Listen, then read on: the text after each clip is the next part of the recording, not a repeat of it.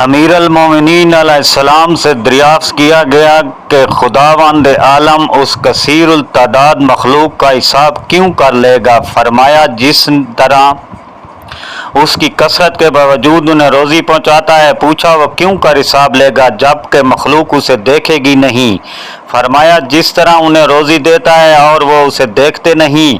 امام علی علیہ السلام نے فرمایا غریب و مسکین اللہ کا فرزادہ ہوتا ہے تو جس نے اس سے اپنا ہاتھ روکا اس نے خدا سے ہاتھ روکا، اور جس نے اسے کچھ دیا اس نے خدا کو دیا۔ امام علی نے فرمایا بہترین عمل وہ ہے جس کے بجا لانے پر تمہیں اپنے نفس کو مجبور کرنا پڑے۔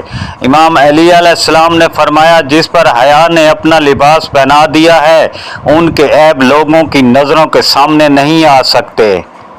امام علی نے فرمایا بلند انسان کے بہترین افعال میں سے یہ ہے کہ وہ ان چیزوں سے چشم پوشی کرے جنہیں وہ جانتا ہے۔ تھوڑا دینے سے شرماؤ نہیں کیونکہ خالی ہاتھ پھیرنا اس سے بھی گری ہوئی بات ہے۔ امام علی جسے موت کا انتظار ہوگا وہ نیک کاموں میں جلدی کرے گا۔ امام علی علیہ السلام۔ امام علی نے فرمایا ڈرو اس لیے کہ باخدا اس نے اس حد تک کہ تمہاری پردہ پوشی کی ہے کہ گویا تمہیں بخش دیا ہے۔ امام علی نے فرمایا جب تم دنیا کو پیٹھ دکھا رہے ہو اور موت تمہاری طرف رخ کیے ہوئے بڑھ رہی ہو تو پھر ملاقات میں دیر کیسی؟ امام علی نے فرمایا انسان تعجب کے قابل ہے کہ وہ چربی سے دیکھتا ہے اور گوشت کے لوتھڑے سے بولتا ہے اور ہڈی سے سنتا ہے اور ایک سوراخ سے سانس لیتا ہے۔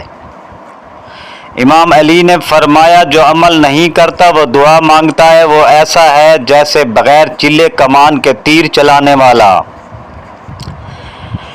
امام علی نے فرمایا علم دو طرح کا ہوتا ہے، ایک وہ جو نفس میں رچ بس جائے اور ایک وہ جو صرف سن لیا گیا اور سنا سنایا علم فائدہ نہیں دیتا جب تک کہ وہ دل میں سراغ نہ ہو۔